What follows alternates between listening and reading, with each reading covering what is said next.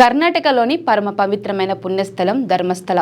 నిత్యం వేలాది మంది భక్తులతో కిటకిటలాడే ఈ ఆలయం ఇప్పుడు సంచలనానికి కేర్ ఆఫ్ అడ్రస్గా మారింది.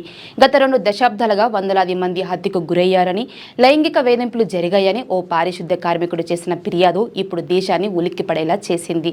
ఈ హత్యల వెనకాల ఎవరున్నారు? ఇప్పటి వరకు ఎందుకు ఈ విషయం బయటికి రాలేదు? అక్కడి ప్రభుత్వం ఇంతవరకు ఏం చేస్తుంది? అసలు ఏం జరిగింది?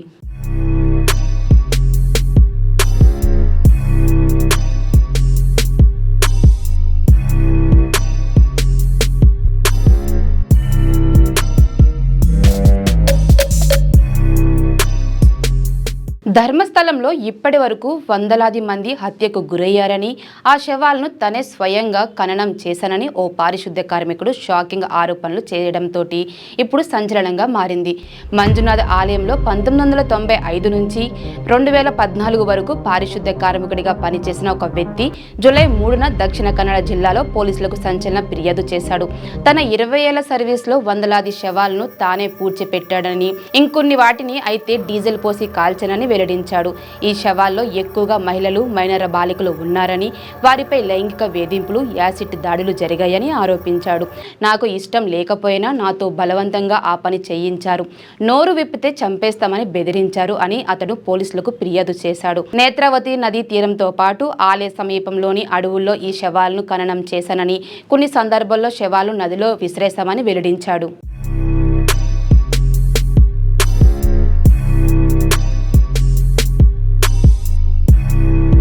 అయితే ఈ హత్యల వెనకాల ఆలయ నిర్వాహకుల్లో కొందరు శక్తివంతమైన వ్యక్తులు ఉన్నారని ఈ కార్మికుడు ఆరోపించాడు. దీంతో శవాలను ఖననం చేయమని చెప్పింది ఎవరు?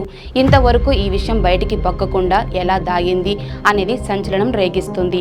ఆలయాల్లో పెద్ద తలకాయల ఆదేశాల మేరకనే తాను ఈ దారుణాలకు పాల్పడినట్లు పారిశుద్ధ్య కార్మికుడు చెప్పాడు. నోరు విప్పి చెప్తే నీ కుటుంబాన్ని కూడా ఇలాగే చంపేస్తాం అని బెదిరించారని వెల్లడించాడు.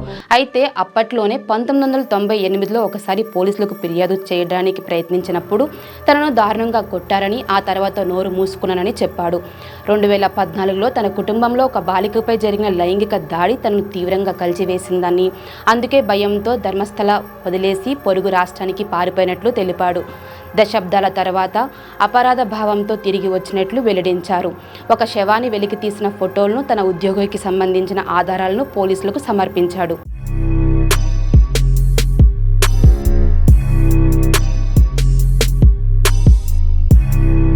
అయితే ఈ పారిశుద్ధ్య కార్మికుడు ఆరోపణలు ఓ రకంగా పోలీసులను కూడా ఉలిక్కిపడేలా చేశాయి. ఈ ఫిర్యాదు ఆధారంగా ఎఫ్ఐఆర్ నమోదు చేసి పోలీసులు దీనిపై సమగ్రంగా దర్యాప్తు చేశారు. జూలై 4న ధర్మస్థల పోలీస్ స్టేషన్లో బిఎన్ఎస్ కింద హత్య కేసు నమోదైంది. 1995 నుంచి 2014 వరకు దాదాపు 20 ఏళ్ల కాలంలోని 100 నుంచి 300 హత్యలు జరిగాయని కార్మికుడు ఆరోపించాడు. 2010లోని 12 నుంచి 15 ఏళ్ల బాలికలను ఆమె స్కూల్ బ్యాగులతోనే ఖననం చేశారని తెలిపాడు. 2008లో ఒక 20 ఏళ్ల యువతి ముఖంపై యాసిడ్ పోసి న్యూస్ పేపర్ చుట్టి డీజిల్తో కాల్చినట్లు వెల్లడించాడు. ఇంత భయంకర దారుణాలు చూసిన ఈ కార్మికుడు 20 ఏళ్ల పాటు ఎందుకు సైలెంట్గా ఉన్నాడు అనేది ఇప్పుడు అంతు చిక్కట్లేదు. అయితే భయంతోనే ఇన్నాళ్ళు సైలెంట్గా ఉన్నానన్నాడు కార్మికుడు. ఇప్పుడు అపరాధ భావంతో భరించలేక ఫిర్యాదు చేసినట్లు తెలిపారు. నా జీవితం, కుటుంబం ప్రమాదంలో ఉందని బెదిరించారు, నోరు విప్పితే నన్ను కూడా ఖననం చేస్తానని హెచ్చరించారు అని పారిశుద్ధ్య కార్మికుడు పోలీసులకు చెప్పాడు. అందుకునే తాను ఇన్నాళ్ళు నోరు విప్పలేదన్నారు. భయంతో ధర్మస్థలం వదిలేసి వెళ్లిపోయినట్లు వివరించారు. అయితే ఇప్పుడు అపరాధ భావంతో బాధపడుతున్నానని, అందుకే తిరిగి వచ్చి ఫిర్యాదు చేశానని వెల్లడించారు. ఈ శవాలకు సరైన అంత్యక్రియలు జరిగితే వారు ఆత్మలు శాంతిస్తాయి, నా గుండెలోని భారం తగ్గుతుంది అని ఆ పారిశుద్ధ్య కార్మికుడు చెప్పుకొచ్చాడు. అయితే అక్కడి జర్నలిస్టులు అతనికి ధైర్యం చెప్పడంతో కార్మికుడు ఫిర్యాదు చేశాడని తెలుస్తుంది. వందలాది మంది హత్యకు గురయ్యారంటే వారి కుటుంబాలు ఎందుకు ఫిర్యాదు చేయలేదు? అవే ప్రశ్నలు ఇప్పుడు అందరినీ ఆశ్చర్యానికి గురి చేస్తున్నాయి.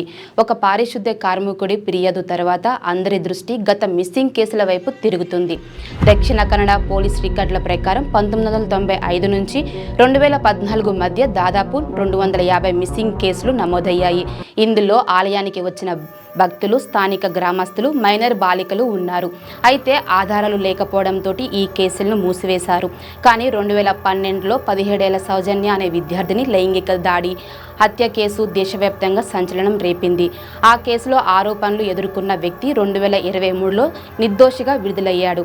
అయితే 2023లో అనన్య భట్ అనే MBBS విద్యార్థిని మిస్సింగ్ కేసు కూడా ఇప్పుడు తిరిగి తెరపైకి వచ్చింది. ఆమె తల్లి సుజాత భట్ ఈ ఫిర్యాదు తర్వాత మళ్ళీ కేసు తెరవలేదని కోరడంతో మరిన్ని కేసులు కూడా బయటికి రావచ్చు. గతంలోనూ ధర్మస్థలంలో అనుమానాస్పద మరణాలు, మిస్సింగ్ కేసులపై ఆందోళనలు జరిగాయి. కానీ అవన్నీ అక్కడికక్కడే తొక్కేశారు. అంటే ఎవరో పెద్ద తలకాయలే ఉండవచ్చు. ధర్మస్థలంలో గతంలో అనేక ఆందోళనలు జరిగాయి. 2013లో సౌజన్య హత్య కేసుపై CPM నేతృత్వంలో పెద్ద ఎత్తున నిరసనలు చెలరేగాయి. కానీ పెద్దల ఒత్తిడితోటి అవి సద్దుమణిగాయి. 1987లో పద్మలత అనే 17 ఏళ్ల బాలికపై కేసు దర్యాప్తు కూడా సరిగ్గా జరగలేదు. సౌజన్య కేసులో ఆలయ నిర్వాహకులు డాక్టర్ వీరేందర్ హెగ్డే కుటుంబంపై ఆరోపణలు వచ్చాయి. కానీ అవి నిరూపణ కాలేదు. పారిశుద్ధ కార్మికుడు కూడా ఈ హత్యల వెనకాల ఆలయంలో శక్తివంతమైన వ్యక్తులు ఉన్నారని ఆరోపించాడు. అయితే ఆలయ ఆస్తులు, దానాల తర్వాత వచ్చే భారీ ఆదాయం, భూ వివాదాలు కొన్ని హత్యలకు కారణమై ఉండవచ్చని అనుమానాలొస్తున్నాయి. ఈ సంచలన ఆరోపణల తర్వాత కర్ణాటక ప్రభుత్వం మేల్కొంది. స్పెషల్ ఇన్వెస్టిగేషన్ టీమ్ సిట్ని ఏర్పాటు చేసింది. కానీ ఈ దర్యాప్తుపై స్థానికుల్లో అనుమానాలు మాత్రం అలాగే ఉన్నాయి. జూలై 19న కర్ణాటక ప్రభుత్వం IPS అధికారి ప్రణయ్ మోహత్ని నేతృత్వంలో స్పెషల్ ఇన్వెస్టిగేషన్ టీమ్ సిట్ని ఏర్పాటు చేసింది. నేత్రావతి నదీ తీరంతో పాటు ఆలయ పరిసరాల్లోని తవ్వకాలు చేపట్టింది. సాక్ష్యాలు విచారణ ప్రారంభించి ఫోరెన్సిక్ అధికారులను స్వీకరిస్తుంది. కార్మికుడు ఇచ్చిన వాగ్మూలం, సమర్పించిన ఆధారాల ఆధారంగా సిట్ దర్యాప్తు చేపడుతుంది. అయితే గతంలో సౌజన్య కేసులో పోలీసులు నిర్లక్ష్యం వహించడం, CCTV ఫుటేజ్ను తొలగించడం లాంటివి చూస్తుంటే పెద్దల ప్రమేయం గట్టిగా ఉన్నట్లు అనిపిస్తుంది. దీంతో ఈ కేసు దర్యాప్తు సజావుగా సాగుతుందా లేదా అనే అనుమానాలు వస్తున్నాయి. అయితే కర్ణాటక సిట్ ఉమెన్స్ కమిషనర్ అధ్యక్షురాలు నాగలక్ష్మి చౌదరి ఈ 20 ఏళ్లలో జరిగిన మిస్సింగ్ కేసుల అసహజ మరణాలపై నివేదిక కోరారు. Retired supreme court judge V. Gopal Goud SIT దర్యాప్తును జడ్జి పర్యవేక్షణలో నిర్వహించాలని డిమాండ్ చేశారు. ఇక ఈ మిస్టరీ సిట్ తోటి తేలుతుందా లేక ఆరోపణలుగానే ఆగిపోతుందా చూడాలి. సిట్ ఎంతవరకు నిజాలు వెలుగు తీస్తుంది అనేది. లేటెస్ట్ న్యూస్ తెలుగు మరియు ఇంగ్లీష్ అప్డేట్స్ కోసం ఇప్పుడే క్యూన్యూస్ అఫీషియల్ యాప్ ని ప్లే స్టోర్ నుండి డౌన్లోడ్ చేసుకోండి. సరికొత్త సమాచారాల కోసం క్యూన్యూస్ వెబ్సైట్ ని ఫాలో అవ్వండి. ఛానల్లో ప్రాంతీయ, జాతీయ, అంతర్జాతీయ వార్తలు వీక్షించండి. లైక్ చేయండి.